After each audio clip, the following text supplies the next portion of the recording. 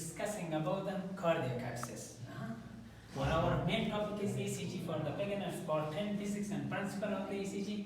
In today's lecture, we'll be discussing about the cardiac access. Before I start my lecture about the cardiac access, first of all, it is very important to know about those basics and principle of the ECG. Learning of the basic and principle of the ECG is essential, as it is very important for learning cardiac access. For example, this is a heart due to electrical activity of this heart. This heart is located in the chest. You suppose this is chest, and this heart due to electrical activity of this heart first produce electrical force. And this electrical force or electrical potential or wave of depolarization moves toward the positive electrode. The deflection in the needle would be positive. So for this deflection, which represent positive deflection, we also use some other term. For example, positive deflection, positive QRS complex, upward deflection, or above the isoelectric line. These are the synonyms. We should know about the concept of these different terms which used during the cardiac access. This was principle number 1. This is number 2. When the electrical force or electrical potential moves away from the lead, the deflection in the needle would be negative. So and therefore for this lead, we use negative deflection, negative QRS complex, downward QRS complex, and negative QRS complex or below the isoelectric line. When the electrical force or electrical potential or wave of depolarization pass the lead, first produce positive deflection and then produce negative deflection. This kind of QRS complex is called equipolar complex. The second. Third one. Yeah, this is a positive. So when we have got a QRS complex like this, the first wave is greater than the S wave. Yes. The first part of the QRS complex, I mean the R is greater than the S. Yes. So this QRS complex is called R is greater than the S. This is a positive QRS complex which is predominantly positive by R wave. So those QRS complex which have got larger, this is called positive QRS complex, and those QRS complex which have got large negative QRS complex or large S wave, they call negative QRS complex. After that, we know about these principle of the ECG. Right now we want to the definition of the cardiac access. What is the cardiac access? Or before I start my lecture about the cardiac access, first of all we should know about lead AVR and lead 2. Remember, the electrical force is produced within the heart. This electrical force moves downward and leftward, so produce in lead 2 positive deflection. And this electrical force moves away from AVR, so here they produce negative deflection. So when we want to start access, first of all we should know about the concept of this cardiac access. This cardiac access, the electrical force moves toward the lead 2, produce positive, and moves away from negative. So and therefore we have got in lead 2 positive deflection and lead AVR negative deflection. This is cardiac access. Now how should I define the cardiac access? Cardiac access, the average direction of spread of the wave of depolarization through the left ventricle, which is seen from front, that is called cardiac access. This is a little bit difficult. So how should I define the cardiac access? The average direction of spread of the wave of depolarization or electrical force through the ventricle, which is seen from the front, that is called cardiac access. That is called cardiac access. We have got cardiac access. Cardiac access, this was the definition. It is very important to know whether the cardiac access is normal or abnormal. But we easily get information from cardiac access from 3 normal leads. When the electrical force, this is a normal QRS complex. In case of normal QRS complex, we have got lead 1, this is also positive. Lead Downward. And normal QRS complex is a complex in which lead 1, lead 2, lead 3 of them are positive. The mechanism, the electrical force is generated here in the center of the heart. This electrical force moves through the lead 1, lead 2, lead 3, downward and leftward. Large amount of the electrical force moves toward the lead 2. So and therefore lead 2 is larger and larger lead. And some of the electrical force go to the lead 1. This is also produce positive deflection. and some of the electrical force move toward the three directions. So in normal cardiac access is an access in which we have got three leads. Three standard leads should be positive. This represents a normal cardiac access. After the normal cardiac access, we will come to from these three standard complexes, lead 1, lead 2, and lead 3. We easily get information about the cardiac access. We easily get information from the cardiac access. For example, when the right ventricle becomes hypertrophied, the axis moves toward the right. So and therefore in lead, which lead? In lead 3. Lead 3 we have got negative reflection, and lead 1 we have got positive deflection. In lead 3. The first one. Yes, that's in lead 3 we get again positive. we'll repeat, again we'll repeat. And when the right ventricle becomes hypertrophied, the axis moves toward the right. I mean toward the lead 3. So and therefore in lead 3 you have got positive deflection, and in lead 1 is negative deflection. Because the electrical force generated here, the electrical force moves toward the lead 3, so the lead 3 should be positive, and it away from lead 1, and lead 1 should be negative. So the right ventricle, right axis division, then we should, our index is lead 2, and the lead 3 is positive and the lead 1 is negative.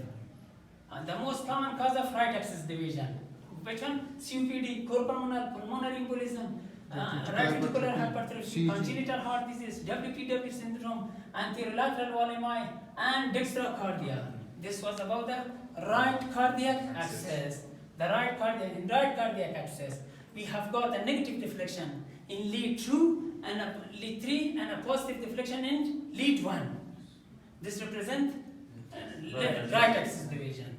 When left ventricle becomes hypertrophied, the axis moves toward the left. I mean the axis moves first toward the lead 1. So and therefore in lead 1 we have got positive deflection, and in lead 3 we have got negative deflection. It means electrical force generated here. First the electrical impulse or electrical force or electrical potential, which is represented by a vector.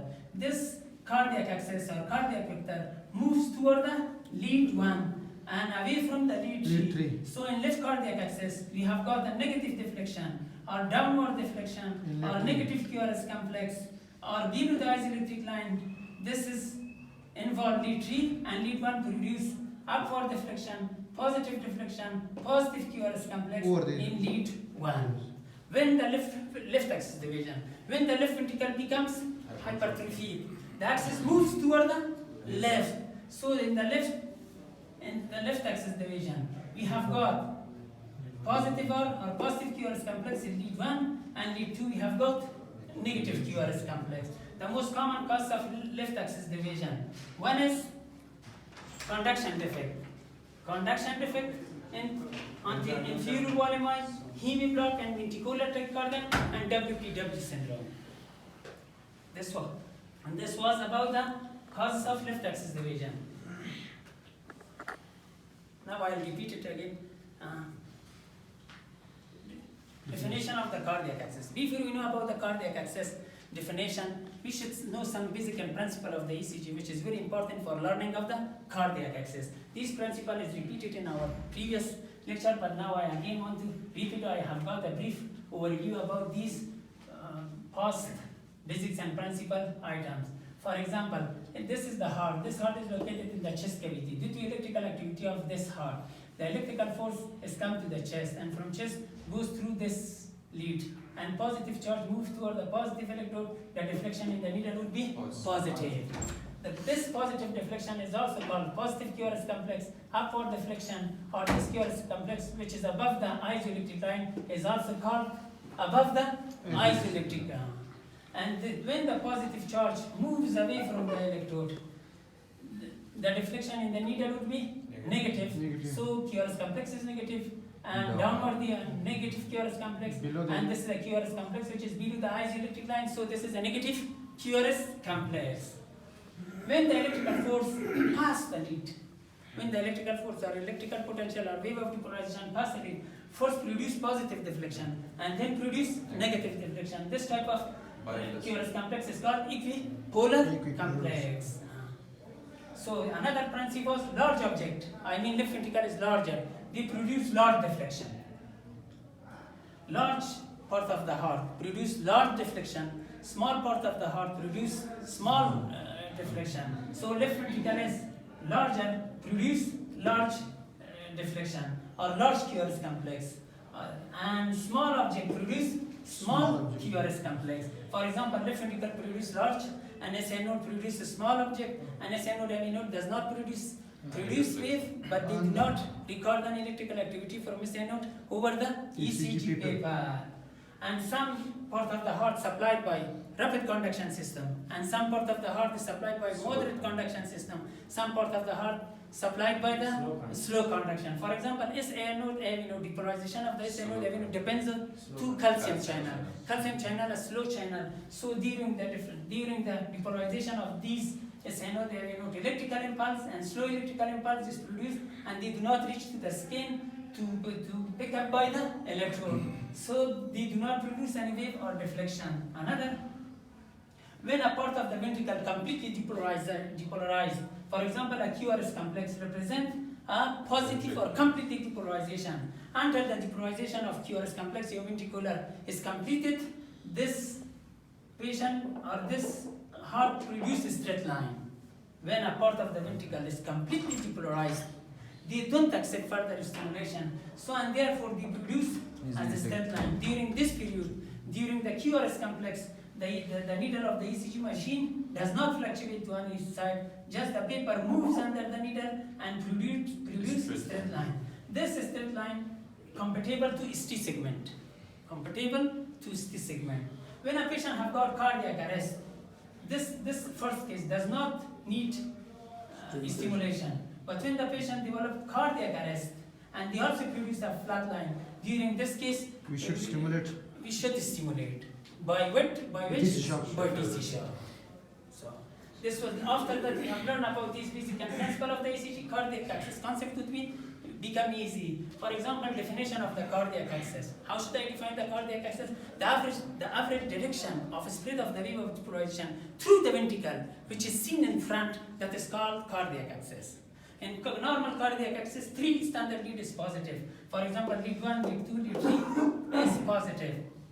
Because electrical force is generated here, and now we know about the basic and principle of the ECG. Large amount of the electrical force moves toward the lead 2. So lead 2 is a large lead in the standard lead. Or even in all leads, the lead 2 is larger, and the lead AVR is less. Because the lead, less amount of electrical force goes to the AVR, and large amount of goes to the lead 3. And now, since these lead are small lead, but the positive charge moves toward the lead 1, they produce a positive deflection. And this one is also, the electrical force moves downward and leftward toward the lead 3, and lead 3 is also positive.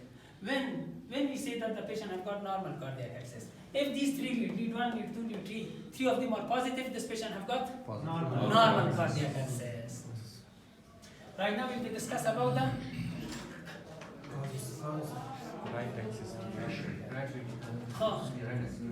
cardiac access. Cardiac access is very important to know whether the axis is normal or not.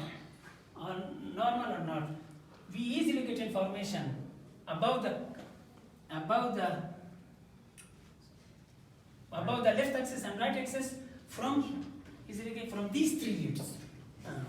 These 3 leads, you will get easy information about the cardiac axis from these 3 leads. This lead is greater than lead 1 and also in lead 2. This is very important because lead 2 is our index. And right and left of the lead 2, it is very important during the evaluation of the cardiac axis. Right now, the right ventricle becomes hypertrophied. When the right ventricle becomes hypertrophied, the axis moves toward the right. Right, it means lead 3. So in the lead 3, we have got positive deflection. In opposite lead, in lead 1, we will get negative deflection. So the most common cause of right axis division, COPD, core pulmonary, chronic bronchitis. Remember, emphysema produce left axis division, but chronic bronchitis produce right axis division. The second, pulmonary embolism, and the another, right ventricular hypertrophy, congenital heart disease, WPW syndrome, Anterolateral lemma and dextrocondia represent Right right axis axis division. division. And what? How should I define the left axis division? Opposite of right axis division. When the left ventricle becomes hypertrophy, the axis moves toward the right, toward the left. I mean toward the lead one. So and therefore in lead one we have got a positive deflection, and in lead 3 we have got a negative deflection. The most common cause of left axis division, number 1, the most common cause conduction defect. The most common cause of the left axis division is conduction defect, and the second one is inferior volemi and hemiblock and ventricular tachycardia and WPW syndrome. This is the most common cause of the left axis division. Predominant Yes. is produced. Now you should tell me what, well, you should tell me for the part of this QRS complex, and then tell me this is a positive QRS complex, this is a negative QRS complex, this is a QRS complex in which the R is predominated, or this is a QRS complex above the isoelectric line, or this is a QRS complex which represent positive deflection. First, should tell me the part of this QRS complex. This is a QRS complex that R is prominent than S. First, the part is very. This is the P wave. We have no any business with the P wave. This is the R wave, and this is the S wave. R larger than the S wave. So this is the QRS complex in which the R is predominantly positive than the S wave. So this is a positive QRS complex. Tell me about this QRS complex, This is a negative QRS complex. QRS, yeah, the part of this QRS complex. Tell me the part of this QRS complex, Hakim. In this complex, very easy. If you don't know about the part of the QRS complex, how should I know about the ECG? This is P wave, and sometimes we call this is a negative deflection. This is a downward deflection. This is a negative deflection which is predominantly negative. And sometimes they say this is the S wave, and sometimes they use this as a Q wave. Sometimes we use QS. So this is a negative deflection. For negative deflection, different book, different term is used. This is a negative deflection. This is a downward deflection. Yes. This is a negative QRS complex. This is a QRS complex which is predominantly negative. Yes. Tell me the part of this QRS complex, Hamid. The first one is R. The This second one R? The This second one is S. Which one is? Both of them are equal. Both of them are equal. Let's call it equipolar. In this QRS complex, the R and S are equal, Yeah. and the electrical force comes from 90 degree. Yeah, yeah. 90 degree. Force produce positive deflection and then produce negative deflection. For example, we have got the electrode. This is the electrode, and the electrical force come here. Force produce positive deflection. This is positive, and then moves away from the electrode. This produces a negative deflection. This is a positive deflection, and this is a negative deflection. Both R wave and S wave are equal, so this QRS complex is called equipolar QRS. Both pole is equal. Now you should tell me about this QRS complex. The first is Gulab should tell me first about the part of the QRS complex, and then you should tell me about the name of this QRS complex. PRS is present in there, and this one is a normal QRS complex because R is dominant than S. Yes, this is a QRS complex. The R is larger than S. Yes. The R is above the isoelectric line. A positive deflection. This is a positive QRS complex. This is upward QRS complex. This QRS complex above the About the isoelectric line. isoelectric line. So totally this is a QRS complex which is a positive QRS complex, because the R is larger than the S wave, or the R is predominantly positive than the S wave. Tell me about these parts of the QRS complex. First tell me the part of this QRS complex, then they tell me the exact name of this QRS complex. We have P wave and we have R wave and S wave. Yes. S wave is predominantly larger than the R wave. This is a negative deflection. Yes. This is a negative S deflection. is more than R in this. Yes, this is a negative deflection because the S is greater than the R wave. The S below, this wave is below the isoelectric line. This is a negative deflection. The R is greater than the S wave. So this is a QRS complex which is predominantly negative QRS complex. This is a negative QRS complex. And tell me about this QRS complex. First tell me the part of this QRS complex. R, The first R one. is R. R, S, S, R prime, S, S, R. yes. Yeah. You should know about the part of the QRS And this complex. in bundle branch. Yes, this is Branch. representation of the Bundle bundle branch branch block. block. Another principle of the ECG. For the front. Okay.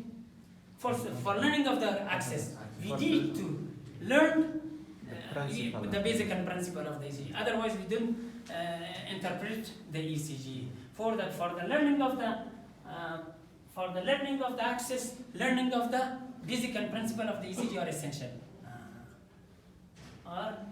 Another normal cardiac access. Tell me something about the cardiac access, not left, right, normal. Average